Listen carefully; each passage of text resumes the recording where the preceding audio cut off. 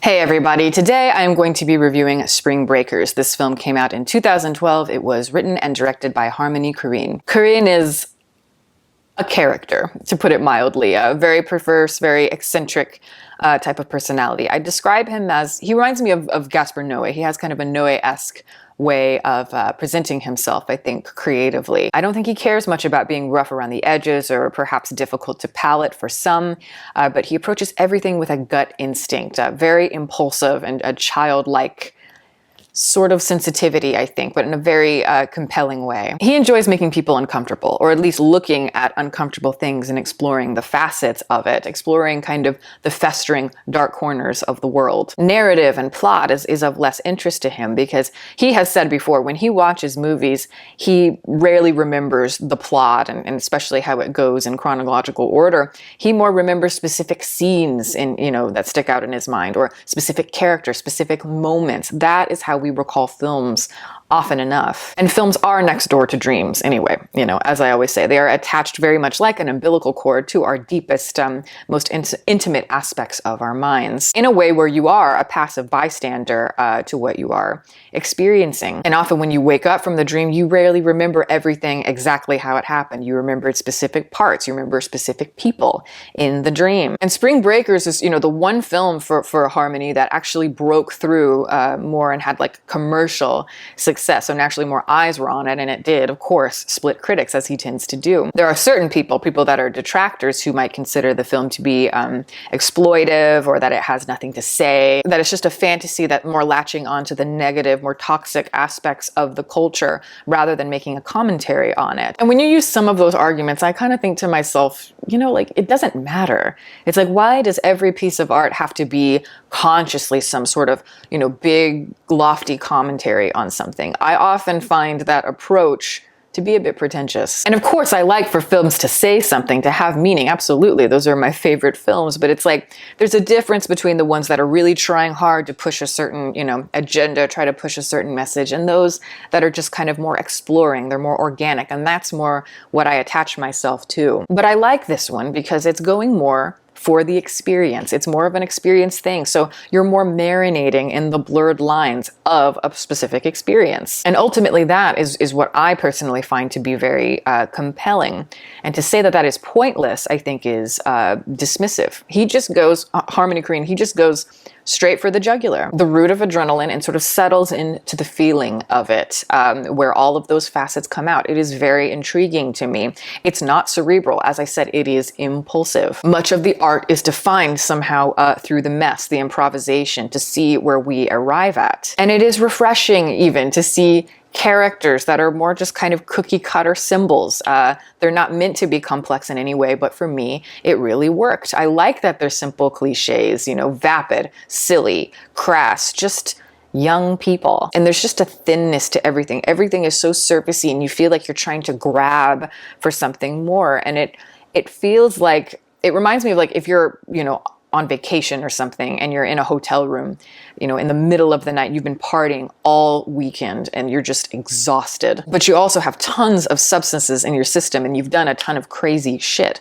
So maybe you're like half asleep on the bed and like the TV is on, and maybe like a rap music video is on in the background, and it's like, it's that weird mix again where you're buzzing, there's like a tingly sensation going on in the body, but at the same time you're lethargic. You're in this dreamy, almost psychedelic state where maybe suddenly, like the rapper is on the screen and the girls in the bikinis almost have like a mythological sort of presence to them. Suddenly it's a haunting, very dark image that would normally be there more for like arousal or whatever. But all through distortion do you experience this. And you could say that's a toxic sort of thing, but I think for people that know about, what it means to downward spiral in that way, there's something very interesting, for better or worse, as I always say, about exploring that more through the sensory. And the impression I'm left with is like a bunch of just neon colors that are like mixing, like, those very trendy swirl paintings that we see all the time on social media. It is just a sludge of color and human excrement, blood and cum, and just, I don't know. There's something very, again, gross about it, but also beautiful. Something you want to recoil from, but at the same time you are very allured by. And the framing of it all, I think, is what makes it work. it feels like a sort of poem rather than a narrative. You have all these images, again, of culture, of rap, of rave culture, violence, all twisted in some sort of psychedelic proverb. It felt like there was real thought put into the editing, absolutely. And I found something about it to be really free-flowing and even elegant in a sort of way, which really contradicts what's being experienced, what's happening on screen. And I don't know, I just found myself more heavily impacted by something like that than compared to like The Bling Ring by Sofia Coppola, which I know came out around the same time. Same sort of movie about kind of fetishizing materialism in this modern culture with social media, and yet it was completely flat and free of thought in all the ways that it's pungent in Spring Breakers. These images that would normally feel very cliche, I think suddenly pulsate with this sense of vibrancy and euphoria, but of course mixed with that with the depleted pleasure centers. I also just appreciate Harmony Korine for being very honest and being like, what's wrong with making something that is self-indulgent? To a degree, often, most times, art is going to be a bit self-indulgent. And I find myself put off often by filmmakers who act very high and mighty about, you know, like the rags to riches, the price of fame and excess, interpreting it as a cautionary tale, but it's often the film itself contradicts that because the film itself is quite indulgent. And I just appreciate somebody who's like, you know, I don't know what the point is going to be. I just want to make what I want to make. And maybe express something, find out some things along the way. He's an absurdist, and he carries that Dadaist spirit, I think, always. It's igniting within him. Always the emphasis is on the mood. The narrative is there. It's very clear, very straightforward, but the way that you experience it is not. You know, as I said, it has a very free-flowing, like you're half awake sort of feeling, like you've been on an all-night bender. And the film latches onto that effect. There are lines of dialogue that constantly repeat throughout the film, and sometimes with a bit of variation. Of course, scenes at times don't feel real, and time is kind of going backwards and forwards just a little bit here and there. And yet it feels still somehow immediate. But it's, for the most part, fairly cohesive, just all the way through it. And yes, there is a realism to it, for sure, but yet it does have a very lurid art house aesthetic. It feels like kind of like hard candy that you're trying to crack with your teeth. James Franco here is fantastic. I think this is one of his best roles I think I've seen from him. It's like a bad mix of Kevin Federline and like Post Malone. There's something very strange and off-putting and unpredictable, dangerous about James Franco, I think, as an actor at times. And yet he's also very charismatic. And so I think it really, really works for this particular character. And a star is, I think, necessary for this kind of role. I can see Shia LaBeouf doing this part, but it would be a very different interpretation. I think it would be a lot less dangerous than this particular one. But I don't see the character he's playing here as much of a character at all.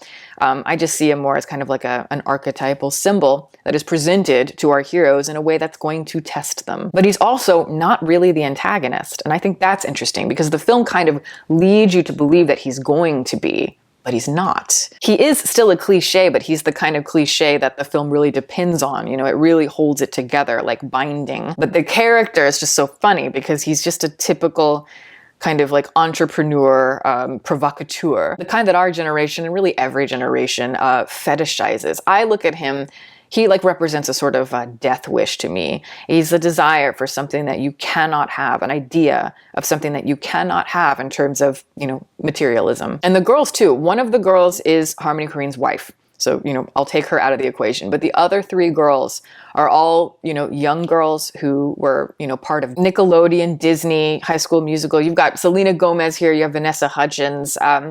Very much kind of our millennial Mickey Mouse Club. And it's very on the nose, but, you know, so is culture. So it works. You know, you always have like this, I don't know, pop star who's supposed to be this like virginal princess in the media. And then she grows up and she has to do a complete 180. There is a middle ground, but you notice a lot of the time it's shifting from one extreme to the other because that is the sort of thing that sells. It's the sort of thing that our culture pushes us to. I really like Selena Gomez here. I think she's perfectly cast because she's so innocent. She looks so young, and that baby face sort of look that she has is very important. And she is going to be the moral backbone here. And I love that she leaves so early in the film. I know some people don't particularly like that, but I think it's actually very important that the film does not have those stakes, ironically.